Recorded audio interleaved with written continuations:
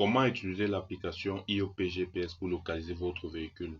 La première chose à faire, c'est vous connecter en utilisant les informations de connexion que D'accord vous a envoyées. Donc, vous allez entrer là le nom du compte, ensuite le mot de passe, et puis vous cliquez sur s'identifier. Vous allez apparaître, vous allez atterrir sur cette page qui vous montre votre véhicule. Si vous avez plusieurs véhicules, tous les véhicules vont s'afficher là. Donc, on clique sur ce véhicule par exemple, et ça nous montre cette fenêtre-ci. Pour pouvoir localiser le véhicule, pour avoir la position en temps réel du véhicule, vous venez ici sur suivi. Vous allez voir suivi ici. Vous venez là sur suivi. Là, ça vous montre la position du véhicule en temps réel. En haut, là, vous allez voir certains symboles. Vous allez voir un symbole 3 et 3 points ici. Ces 3 points vous permettent de tracer les routes principales. Lorsque je clique là, vous allez voir, il y a les routes, les lignes vertes là qui s'affichent. Ok.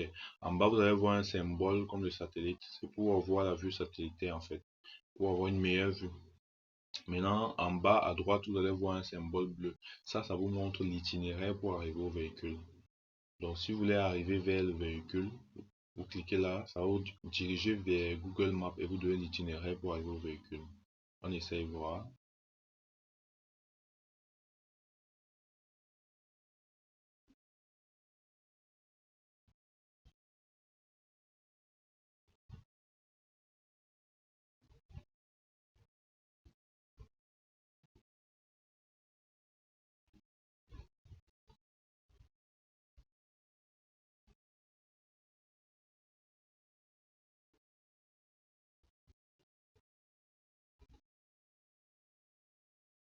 Ok, bah, l'itinéraire, moi je suis à Douala et le véhicule est à Yaoundé. Donc ça met 5 heures 36 minutes et ça montre l'itinéraire. Donc c'est ça. Maintenant on revient dans l'application. Ok, on sort. Maintenant, pour avoir l'historique des déplacements du véhicule, vous allez voir relecture là. Vous cliquez sur relecture. On va choisir l'itinéraire peut-être du 20. Ou alors, disons, vous pouvez choisir de la semaine, donc vous pouvez choisir un jour particulier, ou la semaine, ou alors le mois, ça dépend de vous. Prenons ces dernières semaines-ci. Ok. Déjà, quand vous remarquez que le véhicule est quitté de Yaoundé pour l'ouest, le véhicule allait à l'ouest à Baganté, Bamena aussi. Donc, ça vous montre l'itinéraire. Vous pouvez appuyer sur Play pour voir tout le parcours effectué par le véhicule. Vous pouvez augmenter la vitesse ici sur moyen. Vous allez voir ici là, moyen, rapide. Ça va aller un peu plus vite ou lent. Ok. Et au fur et à mesure, vous allez voir ici en bas ces informations aussi. Ça vous montre la date déjà. La date, ça vous montre le nombre de la vitesse à laquelle le véhicule est en train de rouler et la vitesse maximale. Ok. Maintenant, ici en bas, vous allez remarquer ici, vous allez remarquer ici ces informations aussi. Quand on voit 13, on voit par exemple 13h58 minutes. Ça vous montre, c'est le nombre de temps en fait que le véhicule a roulé durant la semaine. Ça a roulé pendant 13h58 minutes. Le symbole de la voiture verte ici. Ici à côté, vous allez voir 592,27 km. C'est le nombre de kilomètres parcourus par le véhicule durant cette semaine. À côté, vous allez voir 42 km par heure. C'est la vitesse maximum qu'avait le véhicule. À côté, vous allez voir 5 jours, 22 heures. C'est le nombre de temps que le véhicule est resté sur place. C'est le nombre de temps que le véhicule a été garé en fait. Donc, c'est ça. Et là, on va rentrer. Maintenant, vous allez voir à côté alarme. Alarme, en fait, ce sont les alertes. Par exemple, ici, ça vous montre. Ici, on a activé. Le client a voulu qu'on active les alertes pour être informé chaque fois que le véhicule démarre et chaque fois qu'il s'arrête. Donc, c'est ça. Vous regardez ça, on met alarme moteur éteint, alarme démarrage du moteur, ainsi de suite. La dernière alarme qui est arrivée, c'est alarme moteur éteint. Donc, c'est ça. On revient. Vous allez voir ici à côté, commande. Commande, c'est pour contrôler le véhicule à distance, couper le moteur. Quand vous partez sur commande, vous allez voir reprise du moteur, arrêt du moteur. Vous cliquez sur, par exemple sur arrêt du moteur. Si vous voulez arrêter le moteur, vous allez saisir votre mot de passe. Vous allez saisir votre mot de passe là et vous envoyez. Vous allez voir à côté reprise du moteur. Vous cliquez sur reprise du moteur, vous saisissez votre mot de passe et puis vous envoyez. On revient. Vous pouvez définir également l'heure de retour. Vous pouvez décider qu'à 22 heures, mon véhicule ne doit plus être en train de rouler. Donc à cette heure-là, s'il est en train de rouler, ça va vous signaler. Ça vous envoie une notification. Vous allez décider peut-être de couper le moteur. Ça dépendra de vous. Définir le numéro du centre. Vous pouvez définir votre numéro de centre. Il n'y a que votre numéro qui peut envoyer des commandes. Ajouter un numéro SOS. Donc, si vous pouvez ajouter un numéro SOS, si vous êtes en danger, vous pouvez envoyer un SOS à ce numéro-là en question. Commande personnalisée, vous pouvez personnaliser des commandes. Vous pouvez voir également l'historique des commandes là. Là, le monsieur a essayé de couper le moteur. Et ça, c'était le 16 août, c'était depuis. Donc là, on revient. À côté, vous allez voir suite. Suite, en fait, ça vous donne les informations.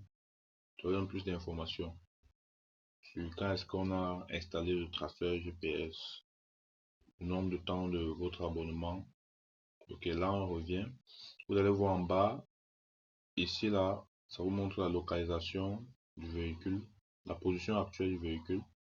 Vous pouvez cliquer sur ça et ça va vous diriger. Vous pouvez cliquer sur le symbole bleu ici, ça va vous diriger vers Google Maps pour vous montrer encore plus précisément la position et vous donner l'itinéraire. Ici, ça vous donne en bas, ça vous donne la date actuelle. Et puis le modèle ici, ça vous signale si le moteur est éteint ou pas. Donc vous allez voir que là, depuis un jour, le moteur est éteint. Donc depuis un jour, le véhicule n'a pas bougé. Et en bas, ça vous donne plus d'informations.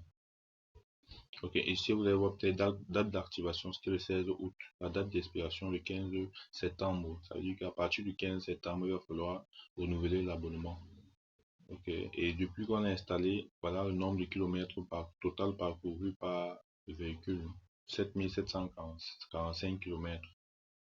Okay, le nombre de kilomètres parcourus aujourd'hui est 0 vu que le véhicule n'a pas bougé. Donc en gros, voilà les fonctionnalités phares. Maintenant, vous allez voir, vous allez remarquer sur l'écran, il y a plusieurs symboles. Je vais commencer à droite. Le symbole avec les 3 points, c'est comme je vous disais tout à l'heure, ça vous permet de tracer les routes principales. Quand on appuie sur ça, vous allez voir qu'il y a les lignes vertes, les lignes oranges. Les lignes vertes, en fait, c'est pour dire que la route est libre, vous pouvez circuler sans aucun problème. Quand vous voyez une ligne orange, ça veut dire qu'il y a du trafic. La ligne rouge, ça montre que le trafic est un peu dense. Et vous allez voir, quelque part, on peut remarquer, il y aura peut-être un rouge foncé. Voilà, si vous voyez un rouge foncé quelque part, ça veut dire qu'il y a l'embouteillage. Quand il y a un rouge foncé, ça veut dire qu'il y a l'embouteillage. Ok. Et puis en bas, maintenant, vous allez voir ce symbole sur du satellite. C'est pour avoir la vue satellitaire, comme je disais tantôt plus haut. Maintenant, si on clique sur ce symbole qui est comme le message, ça affiche le nom du GPS. Le symbole qui est en bas, si on clique sur ça, ça vous montre ma position par rapport. Voici ma position. Moi, je suis à Douala. Je suis à Douala. Ça vous montre ma position par rapport au véhicule. Donc, ça montre ça parce que j'ai cliqué sur le symbole. Mais revenons ici à Yaoundé. Ok. Quand on regarde maintenant à gauche, en haut à gauche, vous allez voir un symbole qui vous permet d'actualiser. Le premier symbole ici en haut qui vous permet d'actualiser. En bas, c'est un symbole qui vous permet de définir une clôture. Si vous voulez par exemple que votre véhicule roule uniquement dans la ville de Yaoundé, vous pouvez définir la clôture ici. Vous pouvez définir la clôture. Bien sûr, polygone par exemple, on trace les différents points. Par exemple, donc ça veut dire que si le véhicule doit rouler uniquement dans cette zone-ci qui est définie. Si le véhicule sort de cette zone-ci, ça va vous alerter. Donc quand vous faites ça, vous cliquez sur enregistrer. Mais là, on ne va pas enregistrer. Le client n'a pas demandé que on définisse une zone de clôture. Donc en gros, voilà les fonctionnalités. L'autre aussi ne va vraiment pas aider. Venons ici en bas.